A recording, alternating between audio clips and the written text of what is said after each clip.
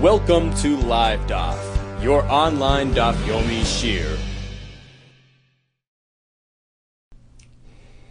Shalom Aleichem. Welcome back to today's Daf Yomi, Megillah Yotes. We are on the last line of Yud Ches Amud Beis. Mishnah says, a Megillah is only kosher if written with diyoi, black ink, al ha-sefer, on parchment, and written in Lashon Ashuris. But if it was hoisok suva b'sam, written using sam, what is sam? In Aramaic it's called sama. Rashi says some sort of colored ink, yellowish ink. Or written with sikra. What is that? Amar Rabba, Bar Bar Chana, sikra seshemai. That's what it's called. Rashi says reddish paint. Or with kumos, which is kuma. Says Rashi, sraf ilan, something produced using tree sap. Or it was written with kankantaim. What is that? Charta de ushkepi, black dye used by these shoemakers. These aren't considered ink. Or if it was written on an unprocessed piece of leather, piece of parchment, diftera, which is the maliach, was processed with salt, vikamiach with flour and water, but the processing was not completed. Veloy ofitz, no gallnuts were added. Hasn't yet achieved the status of proper parchment. It doesn't work. Or written on a niyar. What's niyar? Machka, paper, made from grass, made from rags. Ad shetek suv ashuris. It only works, number one, written with ashuris. Our alphabets. D'chsiv kichsavam ukizmanam. You have to use the alphabet used at that time amongst Klal Yisrael. Now, although there's a shita in Gemara Sanhedrin that there was a time in history when they reverted. They left Ksav Ashuris over to Ksav Ivris. Nevertheless, after we regained Ksav Ashuris, and Klal Yisrael started using that as their primary Ksav, you must use it for your Megillah. Kichsavam ukizmanam. Although during the time of the Megillah, they weren't using, perhaps they were not using Ashuris, but you have to use the Ksav and used in that day. Kichsavam ukizmanam. And today it's Ashuris. It must be written ala sefer b'diyai, using proper ink on proper parchment. Minalan, how do we know this? Asur ksiva ksiva, through gzer shava, with the words ksiva ksiva, ksiv hachava, tichsev, tichtav, Esther Amalka bas Avichayil. So she wrote the Megillah, Lashon ksiva, uksiv hasam. We find elsewhere when Baruch ben Neriah was recording the words of Megillas Eicha, dictated to him by Yirmiyah. By Yirmiyah Baruch tells them, Mipiv yikra elayis kol advarim ha'ela. Yirmiyah would dictate to me all these words. V'ani kosev ala sefer b'diyoi. And I recorded it.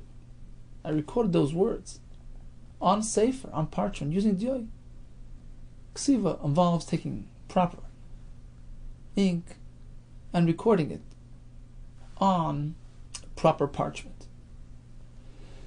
Here as well, Megillah Esther, although it's just a Megillah, it's Igeras, the Gemara says later, it's like a letter. It doesn't have that same formality as all the other Kisvei HaKodesh, but the Ksiva, the content, the way it's recorded, has to conform to all the same guidelines of the other Kisvei HaKodesh. Ala Sefer B'Diyoi. Now we know there are two Zmanim for Kriyas Megillah. In the cities, on 14th of Adar. In the walled cities, on 15th. What if a Ben Ir, a city dweller, visits the Krach, the walled city, or vice versa? On which day does he observe Purim? On which day does he read the Megillah? Ben Ir Shalach LeKrach. A fellow who resides in a city, where they read on Yud Dalet, visited the Krach, walled city, where they read on Tesvav, or Uben Krach Shalach Le'ir. A fellow who lived in a walled city visits the unwalled city. Im asad lachzolim kaimai. If he intends on returning to his hometown, kairikim kaimai. His zman kriya is the same as his hometown. But otherwise, if he intends on staying here, kairiman, he conforms to the zman of the local community. Typically, one reads the entire Megillah. He's in a rush, he's on the road. What's the minimum? Where can you start from and still be Yotze the Megillah? Rabbi Yehuda Kula. There's no way out, no shortcuts. The entire Megillah is required. Rabbi Yehuda Mi Ish Yehudi. You can start from Ish Yehudi, which is somewhere in the second parak. That's the Ikar HaMegillah. Rabbi Yehuda Ma'achar Dvar Me'ela. You can even start later. Beginning of Parak Gimel, the Gemara will give the reasons for each shita. Amar Rav Aloishanu, when we say that the Ben Ir, who happens to be in the Krach, will follow his hometown. If he intends on going back there, he's still connected to his hometown. Loishanu, that only applies to Asad Lachsar by Leili Yudalit. He intends on returning during the night of Yudalit. Aval ein Asad Lachsar by Leili Arba'asar. But he has no intention on returning at night, the night of Yudalit. Kura Iman, he will follow the local community. So Rashi explains. Rav is referring to the Ben Krach who's visiting the Ir.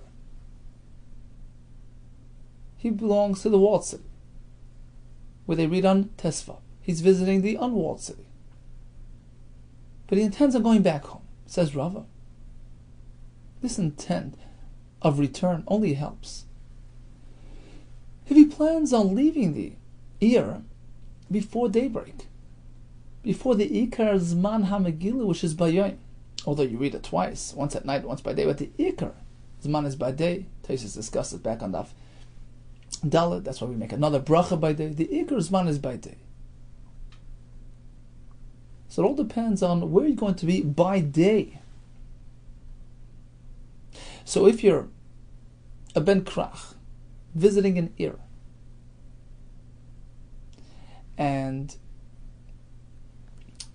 you're there at night, Leil Yudal, you're here, everybody's reading the Megillah, but you intend on leaving before the Zman Megillah of Yom, before tomorrow morning.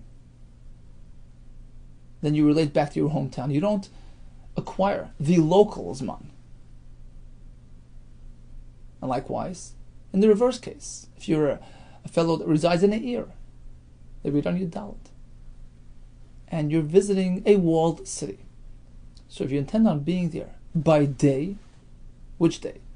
On that day where they read the Megillah in that local place, then you're connected to, you're attached to that Mokim. You get the Zman of that new Mokim. But otherwise, even if you're there at night, but if you plan on leaving prior to the Ikar Zman Kriyas Megillah, which is by day, you relate back to your old hometown, and you read on Yudalit. So again, Amar Rav Aloishanu, when do we say that the Das to be Chayzer reconnects you to your old hometown, and you don't follow the local Zman? That's only Asad Lachsar B'Leil Yudalit. He was speaking about a fellow in a walled city who's visiting a unwalled city. You live in Yerushalayim, you're visiting Bnei Brak. So he's there at night. Everybody's reading the Megillah. We say, well, if you plan on going back to Yerushalayim, you don't read tonight. You're going to read the next day. That's only if he intends on going back at night. But if you plan on sticking around for the day, you're going to be in the unwalled city during their Ikar Zman Megillah. Kari Iman, you're drawn after them. You follow their Zman. Amar Rav Mina Minillah. How do we know this halacha? That Chiddush, that just because I'm going to be in that place when they have the Ikar Zman Megillah, I relate to them, I connect to them, identify with that place? How do we know this? I'm going back home. Why would I relate? Why would I identify with this mokim? D'chsiv al keina Yehudim ha'prozim hayesh barei ha'prozis. Pasuk says that the Jews who live in the exposed cities, haYehudim ha'prozim, the prozim residents, hayesh barei ha'prozis, who happen to be present in the open cities. Oh, it's an extra expression, extra phrase. Michti. Let's take a look at the pasuk. Ksiv haYehudim ha'prozim. Once it says the residents of the prozim, read on Yudal, why does the pasuk have to add? And they happen to be present in the open cities. Apparently, the defining criterion isn't necessarily whether or not you're a resident of that town. It depends where you actually are. It depends on your presence. If you're Yosef, if you're there during the Zman Megillah, you connect to that Mokim. Hokmashmon, the pasuk in effect is telling you the Pruz ben Yoim Nikra Purus. If you're sitting in a Mokim Purus for one day, Pruz ben Yoim, you're a 1 day Purus. You're here for the Zman Megillah, Nikra Purus. You identify with the Mokim. You're now labeled a Yosef Ba'arei Aprazos, and you read on Yudalit. And according to Rava, daytime, which is the Ikazman, Kriyas Megillah, determines this. Ashkan Paras. Okay, so from here we learn that a 1 day Paras is considered a Paras. Mukaf Manolan. What about a 1 day walled city fellow? You happen to be in the walled city for 1 day. During their Ikazman Megillah, you relate to them, you identify as a Mukaf resident. How do we know that? Svaru. That's just plain logic. But the Pruz ben Yom Kari Pruz, once we've established that a 1 day Pruz is considered a Pruz, likewise, Mukaf ben Yom Kari Mukaf, the same thing applies to a Mukaf. Vamarav, another Chiddush. Ben Kfar Shalach Lir. We made special allowance, special accommodations for the villagers because they're so nice to the city dwellers. They deliver their supplies throughout the entire year. We want to save them a trip. We say, look, you typically come in to the Bezdin on Mondays and Thursdays, do your Megillah then, save yourself a trip. But let's say the villager who happened to read on a Monday, which was not really Purim, he read ahead of time, and suddenly on Purim he shows up, he comes to the city to visit his relatives. He's here on Purim. Ben Kfar Shalach Lir. Benkach Karim. Irrelevant of whether he plans on going back to his village, he will need to read again with these city dwellers. My time of why? The truth is, even a villager should really be reading on Yudalid, like Bnei Ir, except Rabbanon Hudakilu ala Kfarim. Rabbanon made a special allowance for the Kfarim, Kadeshi Sapko Maimim Mazin, Lachem Shir Krachen, to enable them to be free on Purim, to supply their goods to the city dwellers, or the way the Gemara Daf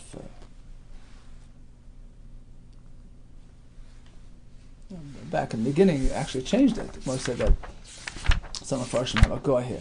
The Gemara means that since they generally serve the they serve the Anshe Akrachim, so we allow them this extra slack and give them that break. Just read when you come in, save yourself a trip. In any case, the point is to accommodate their travel plans, right? If they need it. That's if he's staying home on Purim. He's home on Yudal. We don't require that special trip to the city. But if he's here in any case, but if he happens to be in the city on Yudal, by the Mikri, of course he has to read like the Bnei Ir. And the Chiddush is, even though he already read once, he read on Monday, he has to reread today. But Taisus points out, that's only if he arrived at night, which is the Tchilas Chiyuv of Megillah. But if he happens to come visit by day, of course, we're not going to require him, we're not going to be Machayev another Kriyas Megillah. This is based on the other Pshat the Gemara there, because the point is to enable them to deliver their goods, to be free to deliver their goods. Well, if you're going to tell me that when they arrive with their goods they have to read the Megillah, then you defeated the purpose of the Takana. In any case, Taisus assumes that this only applies when they're here at night. So if they show up to the city on the night of Purim, they're now incorporated into the city and they have to follow the city's Zman. Actually, the Ritva brings a Yerushalmi. This is very applicable nowadays. If one lives in a city that has no wall, and he celebrated Purim on Yudalit the way he's supposed to, then he travels over to a walled city, goes over to Yerushalayim. On the night of Tesvav, he's now included in the Chiv of Yerushalayim as well. He has a double Purim. Some Rishonim disagree, but the Ritva brings the Yerushalmi, and this seems to be the Minig Ha'olam today. You can actually have a double Purim, which is similar to the case of the Kfar, who's going to read once, and suddenly, when he comes to the city, he reads again. He has Purim all over again. So one person could have two Purims. Esvi Abaye. Says Abaye, I have a kasha on you, Rav. You tell me that the villager has to read again just because he happens to be in the city on Purim? Ben krach sholach li'ir. A fellow living in a walled city traveled to this unwalled city. Benkach or benkach koirikim kaimei. Whether he intends on going back home or not, he follows the local custom, the local zman. What do you mean? Ben krach sakataitach? How can the Brisa be speaking about a ben krach who's in a city? Bim osad lachsa tali mosa. How can we ignore his travel plans? Whether or not he plans on returning, he follows the local zman. That's incorrect. The Mishnah said clearly that it depends if he plans on going back home or not. So something inaccurate in this Brisa. We find many times the Brisa's got a little bit. The lashon needs to be clarified and modified. It's elalav ben kfar. So we have to modify the lashon of Brisa. I'm not speaking about a ben krach. I'm speaking about a ben kfar. A villager, he had his kriyas and Megillah say on a Monday, Yom HaKnisa, right? He travels to the city. He's here on Yudal. The Brisa says, don't worry. He's Karikim Mekayme. He already had his kriyas and Megillah. He follows the villager's man, not the city's man. That's a kasha on you, Rava. That a villager who happens to be in the city on Purim has to reread the Megillah. Responds Rava, Valav Terutzim Mitartzis. In any case, you have to modify the Lashon HaBraisa, right? Tani Karei Moin. So once you're modifying it, modify it further. Then Kfar, who's in the city, regardless of his travel plans, he's Karei Moin. He joins the city dwellers in celebrating Purim. Okay, so bottom line is, Rava tells us to Chidush. If you travel from one type of place to the other, ear to a krach to a ear,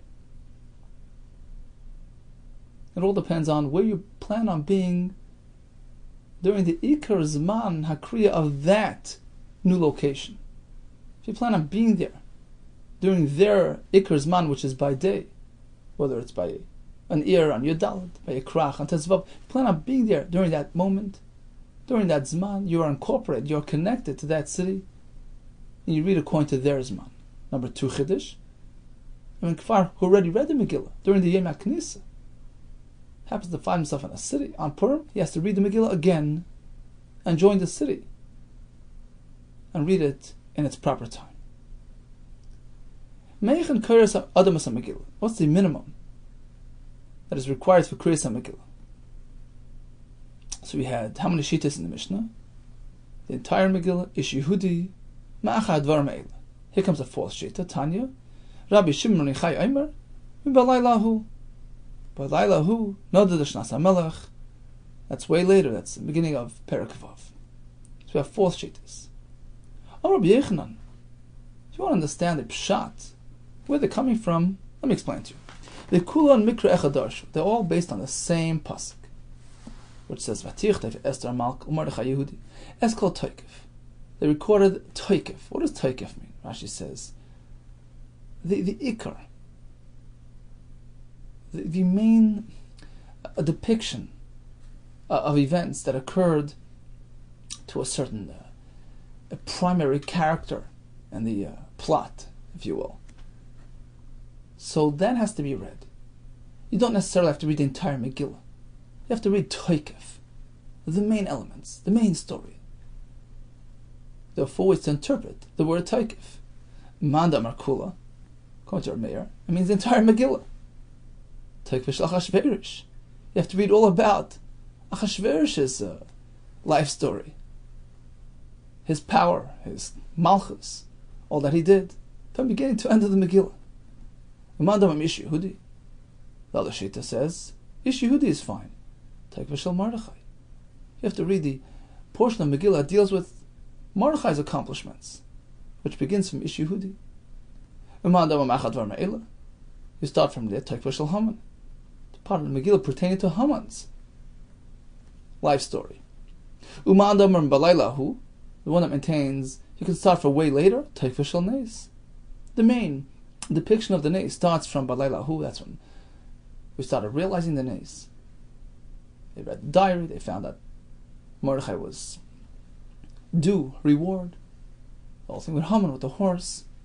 And because of that, Mordechai got on the king's good side, so to speak, and eventually they killed Haman. So a full interpretation of this pasuk. What does Toikef mean? Toikef Achashverosh, Mordechai, Haman, Toikef Shalnes. Ravuna Mamahacha. I have another source for all four shittas. Umaro al Kocha, Umahagi Aleim. The Megillah was written to express, to describe to future generations. Ma'ro al Kocha. Why did they do what they did? Ma'ro, based on what? What were they coming from al Kocha, which caused them to do what they did? Umahagi Aleim. And what was the result of their actions? Now there were many ways to apply this pasuk. What exactly is it referring to? Which player in the Megillah? Manda Amar Kula, quote Rabbi Meir. You have to read the entire Megillah. Mara is referring to Achashverosh. What was he thinking? Mara Achashverosh shenishtamesh bekel mishal beis hamikdash, that he pulled out the kelei hamikdash and used them during his festivities. The answer is al kacha, because of the following. Shem nechashev shivim shnin v'leifrik. He thought, he calculated.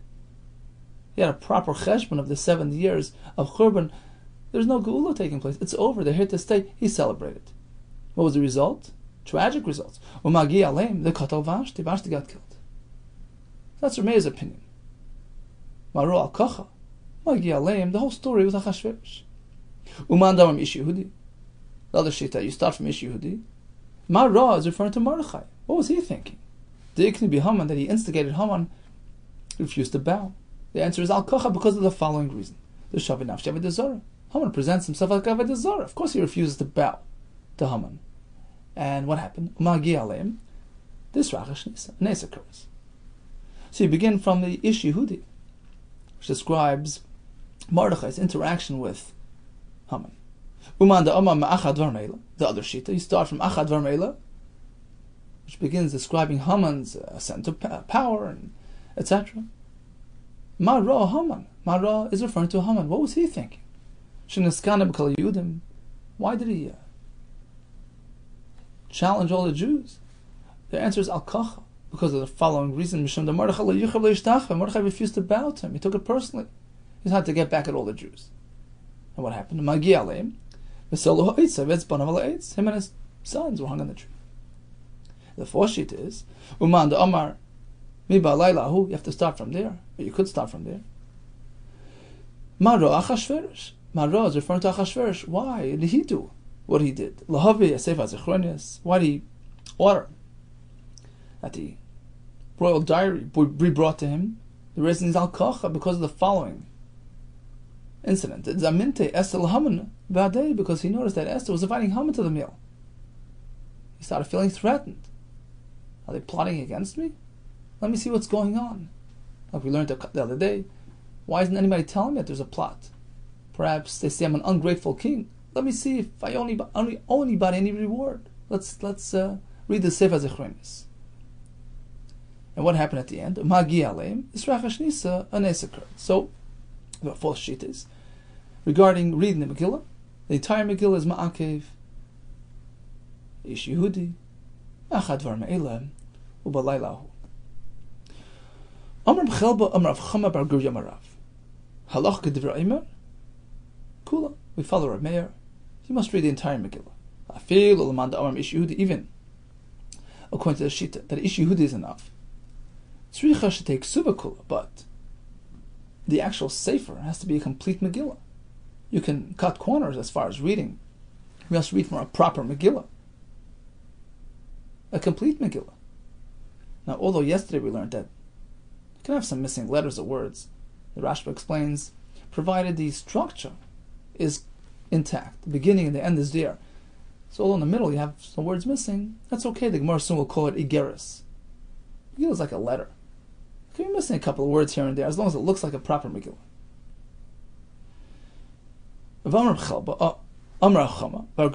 Megillah, we find an interesting thing with the Megillah. On the one hand, Nikras Sefer. It's called a Sefer, it's classified as a book, as a Sefer. V'nikras Igeres. Then we call it an Igeres. Divrei Igeres Hazoy. It's like a letter, an informal type of thing. Both are true. It has both components. Nikras Sefer, Shem Tafar B'chutei Pishtam Psul. Just like Kisvei HaKodesh have to be sewn using sinews, Gidin. Likewise, the Megillah, if it's sewn with any other material, such as Pishtam, flax, thread, that's possible. So in that respect, we treat it like a formal sefer. On the other hand, Nikras Igeres, it's also called an Igeres, which means it's not so formal. Shem hitaba shlesh chutei gidin kshera. If you merely inserted the gid 3 times, in, out, and in, that's okay, even though you didn't cover the entire length of the parchment. So you have 2 pages, so to speak, that need to be sewn together. You didn't sew from top to bottom. You just made 3 stitches, that's okay. So in its look, it has to be like a sefer, but it doesn't have to be completely in line with the sefer. Or Rav Nachman, we speak about 3 ins and outs of that chut, but they have to be properly spaced, distributed proportionally, meaning, let's say this is the page, and you go in, out, in, so let's say there's an inch on top, you go in, leave an inch until the next out, another inch, go in again. So in, out, and in, an inch in between, and another inch from the bottom of the page till that last insert. Shulish means it has to be properly distributed. You can't have just 3 stitches on top and leave the whole thing just hanging. It has to be evenly spaced.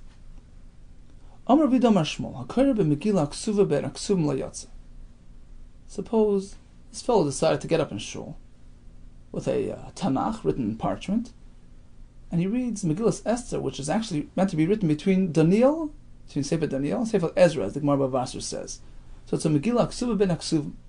It's not a separate Megillah Esther. It's been incorporated in the rest of the Tanakh. Lo Yotze, it's not Yotze, you can't tell. It's not Persum Menisa. Looks like he's just reading Tanakh, Haftarah. It needs to be especially designed Megillah Esther.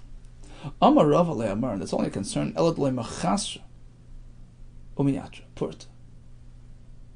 If the parchment on which the Megillah portion is written is not a bit shorter or longer than the rest of the Tanakh, in which case it's not discernible. Aval Machasra, but if it's a bit shorter, so you have Daniel and then it dips down, you have Esther a bit shorter. Umiyatra Purta, or it's a bit higher and longer than the rest, in which case it's visibly a Megillah Esther, less lambad, there's no concern. There's a story with Levi Bar Shmuel.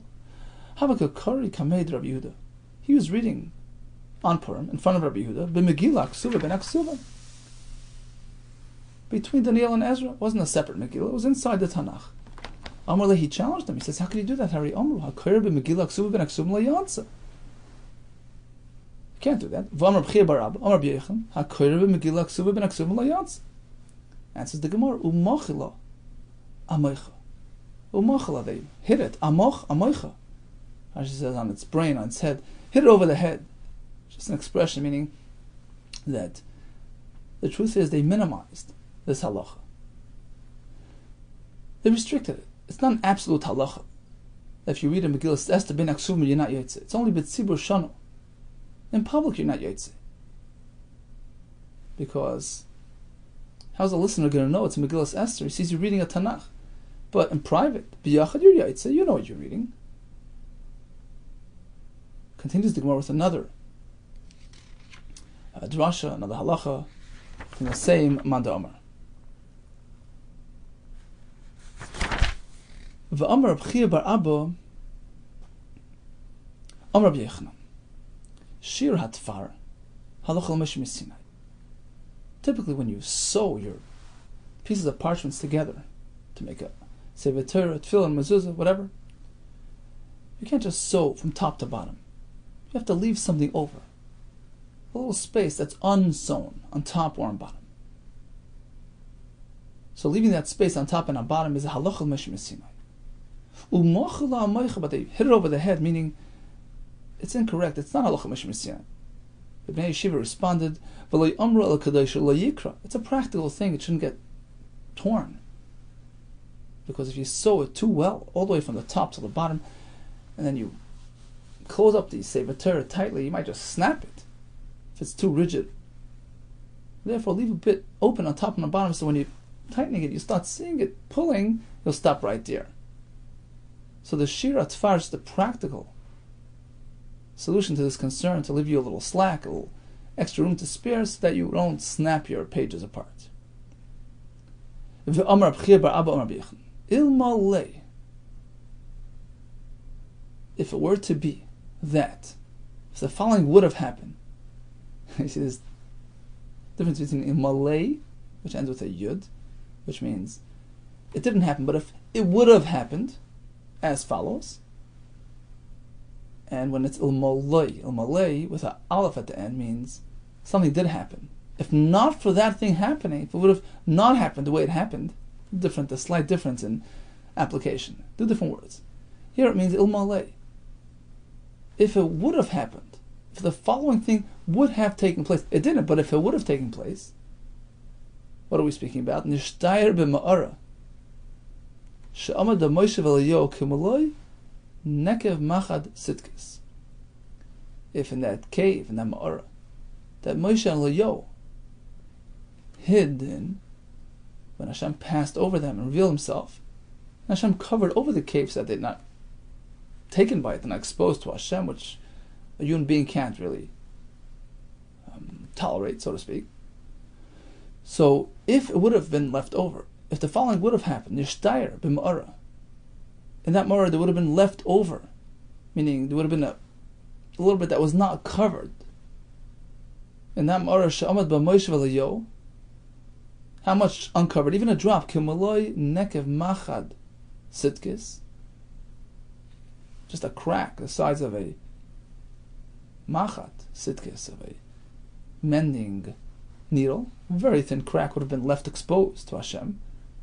So Moshe Rabbeinu, we know the pasuk says that he was hiding in a nikras atzor by Har Sinai, and Eliyahu Navi as well. This was a schar due to him because of his involvement, his Mesiras Nefesh on the Har HaKarmel to disprove the Nevi Habal. So Hashem gave him a schar. Radak explains this. He took him back to Har Sinai and put him to that same Ma'ara and gave him that same experience that Moshe Rabbeinu experienced. He passed over, but he covered him. So if anything would have been exposed, they wouldn't have been able to survive that experience. They couldn't stand the immense revelation. A human being cannot experience Hashem and remain alive. What does the pasuk mean? When Moshe Rabbeinu came down with the luchos, he says, "Look, Hashem gave me the luchos." This is in Dvarim Tes. He's relating the fact that Hashem gave him the luchos, ksuvim be'etzba lakim, handwritten by Hashem, va'aleim, on which we have Kechol hadvarim asher dibar Hashem imochem bahar mitoich eish b'makol. Everything was recorded on those luchos. Everything. Kechol hadvarim. It sounds like more than just the Aseres HaDibros. Ma'yichsiv aleim kechol hadvarim asher dibar Hashem imochem bahar. Malamed, this teaches us she'eu HaKadosh Baruch Hu l'Moshe, Hashem showed Moshe even Torah Shabbat Peh, everything, even the Chiddush that you and me say. Diktukei Torah, diktukei Seifrim. Rashi says diktukei Torah, the drashas and the psukim, the ribuis and the miuts, and the Ktukei Seifrim, says Rashi, is the Torah shall peh throughout all the deiris. Shediktaku hachroinim milosha mishnas arishonim. Whatever the later generations derive from the words of the earlier chachamim. The entire Torah Sheba'al Peh was recorded on those luchas. What else? Umasha Seifrim asidin lechadish, and even the special mitzvahs and takanos that the future Chachamim will introduce. What are we coming to add here? Umayniyu. Mikra Megillah. To record and write the Megillah and read the Megillah on Purim, that's a mitzvah introduced by the later Seifrim and later Chachamim. That too was included in those luchos. Continues the Mishnah. Hakol ksheir and likros ha-Megillah. You meant to know that anybody can get up in shul and read the Megillah, except chutz mecherush, one who is deaf. And Tosfos points out, typically, cherush means deaf and dumb. Here, obviously, he can't be dumb. If he's reading the Megillah, it means he's deaf. So he can read, but he can't really experience what he's saying. He's lacking in the act of Kriya, as we're going to see in the Gemara. So he's disqualified, Shaita, mentally unstable, Bekatan. Rabbi Yehuda Machshe Bekatan, Bekatan is fine. Now, what does the Mishnah mean?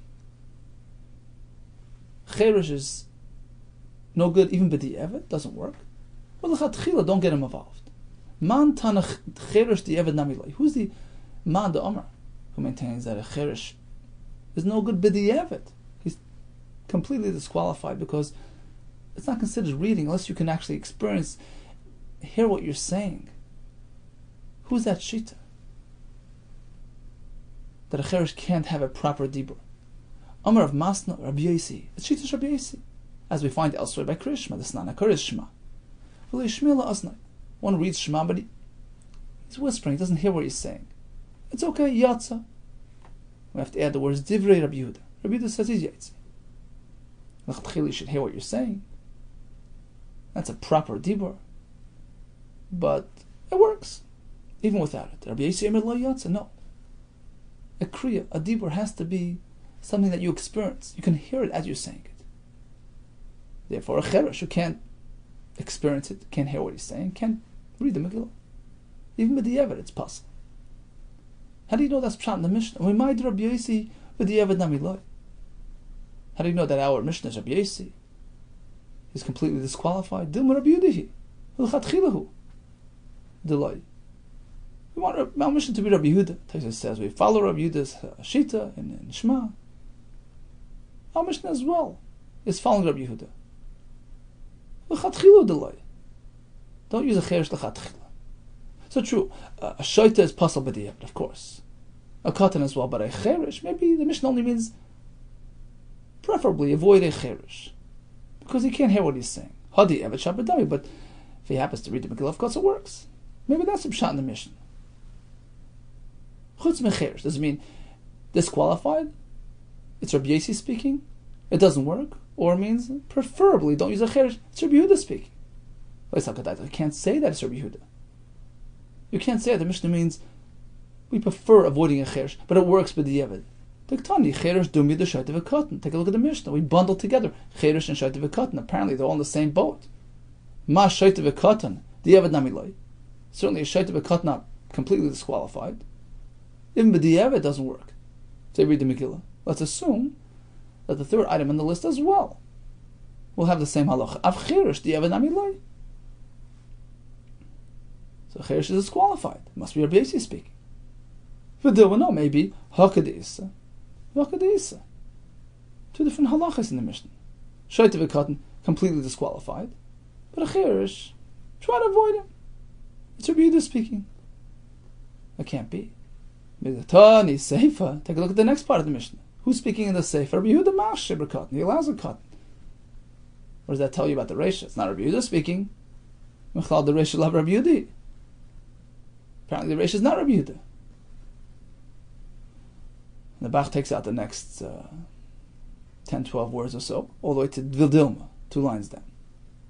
No, maybe Vidilma, Kula Rabbi Yehuda. The entire Mishnah is authored by Rabbi Yehuda. It's Rabbi Yehuda speaking. It's Regani Katan. There are 2 types of Katan. Katani La. We're discussing 2 types of Katan. Yichsur Mechser. The Mishnah is meant to be learned as though it's missing some words. Vachitani and read as follows. Mishnah begins. Hakol Ksherin, Likris, and Megillah. Anybody can read the Megillah, Chutz, Mecheresh, except for a cheresh, because he can't really experience what he's doing. He doesn't really hear what he's saying. Nechatchila, avoid him. Also a shaita v'katan, who don't work even by the Yevet. They're totally disqualified. When is a katan a problem?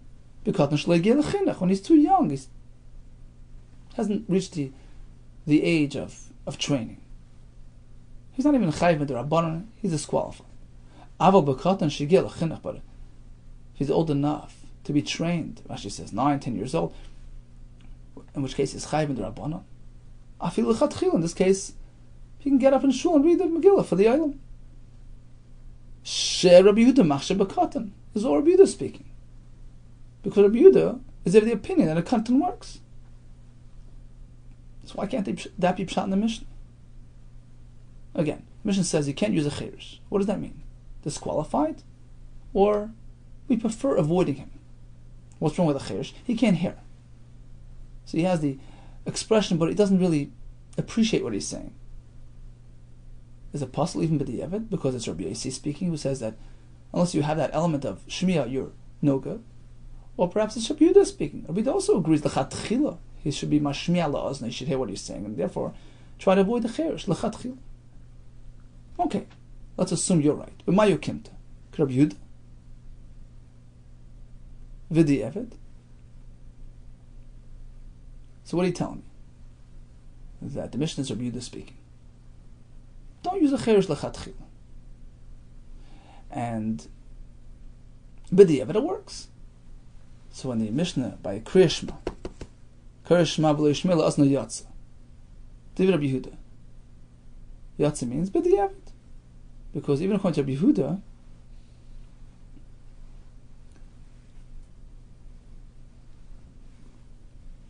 l'chatchila, you should be mashmiya la'aznai. Okay, is that your opinion? I have a problem. I have another kasha. Hold on tight. Elahada Tani, Rabbi Yehuda Breid Rab Shimon Pazi. He was an Amoira, and he taught us as follows: Cherush HaMedaber Ve'en Shemiah. A cherush who can speak, but he can't hear. He's deaf. Toirim l'chatchila. He can separate truma from a crop l'chatchila. No problem whatsoever, despite the fact that he can't hear the bracha that he's going to say at the time. It's not a problem. Hearing is not a prerequisite. It's not a precondition. It's not a required element. It's not even a chatchila. Go ahead and take the cherish and use him for truma. Wow, this is a new opinion. Mani. Right? This is an Amir speaking. Whose shita is he following? Who doesn't require shmiya at all? Who's the shita? Rabbi Yehuda. According to Rabbi Yehuda, the eved in l'chatchila. You just told me that shmiya is a requirement. L'chatchila, the eved works, but l'chatchila you shouldn't go for a person who can't hear. And that's why you shouldn't use a cherish for Megillah. And that's why by Krishma you're yetzer b'di'evet if you don't listen to what you're saying. It's only b'di'evet. You're Rabbi Yossi. According to Rabbi Yossi, it certainly doesn't work. The eved nami, according to him, without listening, it doesn't work at all. It's disqualified. It doesn't work. It's irrelevant according to Rabbi Yossi. So who's Rabbi Yehuda Breid Rab Shimon Pazi quoting? Whose shita is he in line with? That l'chatchila a cherech can do truma. Okay, I hear your question. Let's switch tracks. Let's adopt your opinion.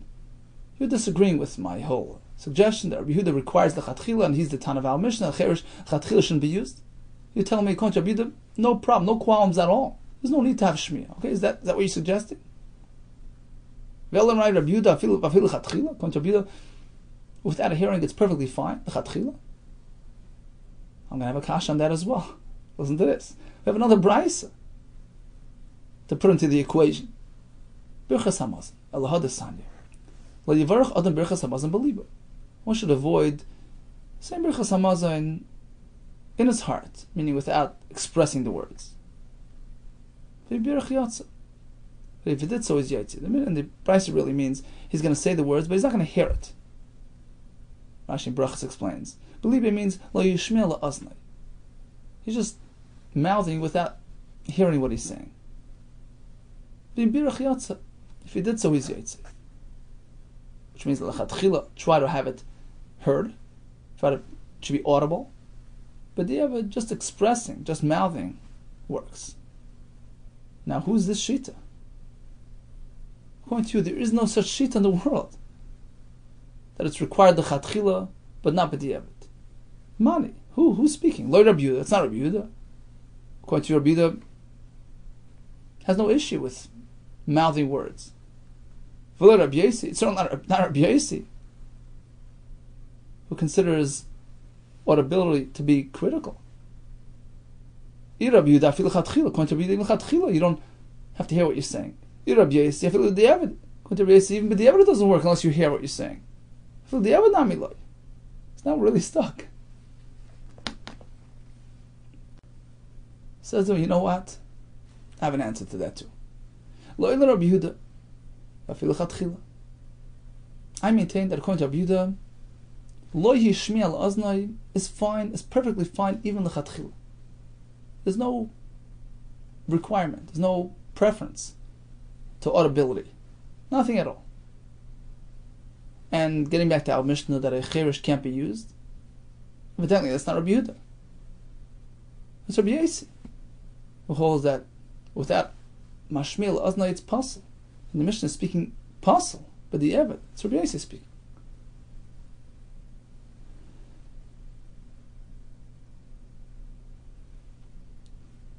So we're left with the kasha.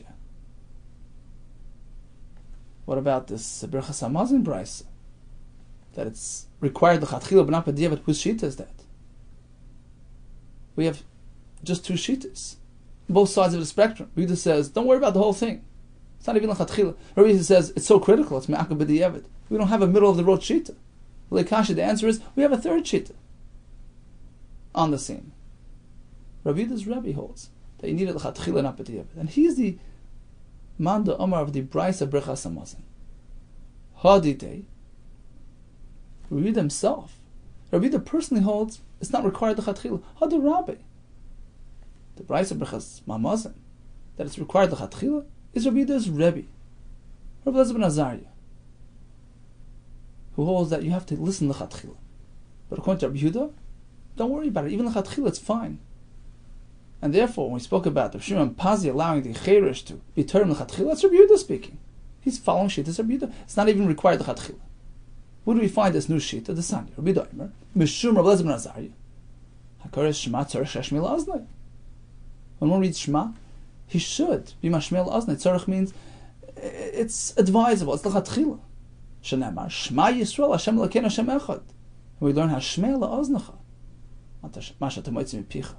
Have your ears hear what you're saying. Here we go. Here's a third shita that you need l'chatchila. Rabbi Omer, no, it isn't required l'chatchila.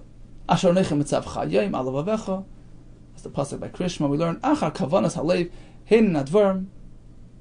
As long as your heart's into it, your kavanas into it, your mind's into it, that's all. Even if it's not audible, it's fine. So according to this approach in the Gemara,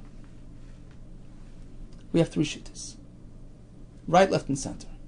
We have Rabbi Yehuda says, don't worry about mashmei la'aznai. Even l'chatchila, you're okay. We have Rabbi Yossi says it's ma'akib b'diavad. We have the middle shita. Rabbi Elazar ben Azariah, that compromise. Do it l'chatchila, but it's not ma'akib b'diavad. Getting back to our Mishnah, anybody can read except for the cheresh because he can't hear what you're saying. Who's speaking?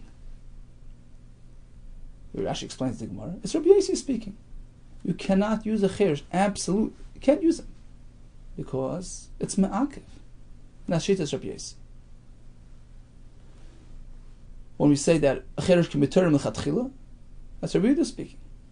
When we say that by Birchas Hamazon, l'chatchila, you should hear what you're saying, it's Rabbi Elazar ben Azariah. The middle of the road shita. Continues the Gemara. Hashta da asas lachi, but now that you've arrived at this point, at which point? We just discovered that there's Rishitas Reb Meir, who holds that don't worry about listening, don't worry about audibility. Acha kavanas halev heinin advarim. So we have another name on the scene, Reb Meir. If so, we can propose another track, another perspective on this sugya. I feel Tim Rabbi Yehuda, Rabbi Svirla. You know what? Rabbi Yehuda himself perhaps follows his Rebbe Shita. It makes sense. He goes like his Rebbe that l'chatchili should be mashmei la'aznai. And in that case, we can say that our Mishnah prefers not using a cheresh. In line with Rabbi Yehuda. L'chatchili you should have mashmei la'aznai. And that's the Brayso Birchas Hamazon. L'chatchili you should have mashmei la'aznai. And when Rabbi Yehuda says by Shema, if you don't listen to it, your yaitze means b'diavad. He was like his Rebbe, the Chatchili should have mashmei la'aznai to complete the experience. V'adatani Yehuda, Brei der Shimon Pazi. What about the halacha of Shimon Pazi that a cheresh can do truma l'chatchila? Don't be concerned about mashmei la'aznai. You know what that is? Reb Meir. You just found a new shit. Reb Meir says the chatchila. Don't worry about these type of things. And he's the man, the Omer of that shit. So bottom line is, we have the Mishnah. except for the cheresh shaita v'katan. I'm trying to figure out, what does chutz mecheresh mean? So, first we need a short introduction. What happens if a person says a bracha, etc., without the words being heard, without them being audible? Lo yishmeh la'aznai. So we have three shittas. According to the first approach in the Gemara, Rabbi Yehuda and Rabbi Meir both hold it's not even a requirement l'chatchila. Rabbi Azariah holds it's required l'chatchila. Rabbi Yossi says it's ma'akev b'diavad. According to this approach, when the Megillah said, when the Mishnah says don't use a cheresh for the Megillah, our Mishnah, it can only be one man Omar, Rabbi Yossi, who says, but the Eved, it doesn't work. It's possible. Don't use them at all. When Rabbi Yehuda says by Krishma, if you don't listen to what you're saying, you yetze, doesn't mean but the Eved. It means the Chatchila. That's fine. When we learn that by Truma, a cheresh can be Torah lechatchila, who's that? Rabbi Yehuda or Rabbi Meir, who say the Chatchila, it's fine. And the Brisa says, but the Chatchila, you should listen to what you're saying. Whose shita is that? Rabbi Elazar ben Azariah requires the Chatchila. According to track 2 in the Gemara, we just changed one thing. We decided to move over Rabbi Yehuda. Instead of being aligned with Rabbi Meir, we put him together with his own Rebbe. Rabbi Elazar ben Azariah, the Chatchila is required. So on the one hand, Rabbi Meir says, it's perfectly fine without listening. The Chatchila, you're fine. The no shita is Rabbi Elazar ben Azariah and Rabbi Yehuda, who require the Chatchila. On the left, we have Rabbi Yossi, you say it's ma'akev b'diavad. According to this, how do we understand that was sugya? Let's go down the line again. Mishnah that says, don't use a cheresh for Megillah. It's shita is Rabbi Yehuda. Because we prefer the Mishnah being Rabbi Yehuda, as Taisus explains. We follow Rabbi Yehuda, halacha k'maisei. Mishnah says, look, the Chatchila don't use a cheresh. But the it works. But the Chatchila avoid it. Likewise, by Krishma, when Rabbi Yehuda says, without mashmei la'aznai yaitze, he means yaitze b'diavad, because he requires the Chatchila to have it audible, but diavad you yaitze. When Rav Shimon ben Pazi tells us that a cheresh can be Torah truma l'chatchila, that must be Rav Meir speaking, who says there isn't even a preference to mashmei la'aznai. As long as you speak, that's dibur, that's kriya, even without listening. And the Brisa says, "V'brichas hamazon l'chatchila yishu b'mashmei la'aznai." Who's this speaking? That's Rabbi Elazar ben Azariah, it's Rabbi Yehuda, who required this element of mashmei la'aznai at least l'chatchila. Okay, so let's quickly review today's daf. Megillah is only kosher if it was written ala sefer b'dyoy b'ksav ashuris. Rava tells us 2 halachis, 2 chidushim. If you switched locations, you went from the air to the krach or vice versa, and you plan on returning, you plan on not being in the new location during their ikar zman kriyas Megillah, meaning during their yom of Purim, so you're going to be absent. You're going to leave prior to that period. You reconnect to your old town, you don't identify with your current location. Another halacha, Ibn Kfar, he read the Megillah on a previous day, ahead of time. He happens to find himself in the city at the night of Purim, Leil Yudal, he has to reread the Megillah. We have 4 shitas regarding how much of the Megillah must be read. The entire Megillah, because the focus is on Chashverosh. Ish Yehudi, the focus is on Mordechai. Achad Var Me'ela, focus is on Haman. Balaylahu, whether because we're speaking about the Toik of Hanes, which begins then, or the focus is on Achashverosh, and he's the main player, starting from that point. And Megillah has 2 components. It's called Sefer, a formal document, and called Igeris. It must be sewn using Gidin, but a couple of Tfiris is enough. You should not read B'tzibur from Megillah Esther, which is incorporated in a complete Tanakh, unless it's visibly a Megillah Esther, longer or shorter than the rest of the pages. You should leave over some parchment that unsewn on top and on bottom to give it a little bit leeway. The Ma'ara of Moshe and Eliyahu were completely covered and protected, everything, including Megillah Esther. Mitzvah Mikra Megillah was recorded on the Luchas, handed by Hashem to Moshe Rabbeinu. All the best to you, and much hatzlach.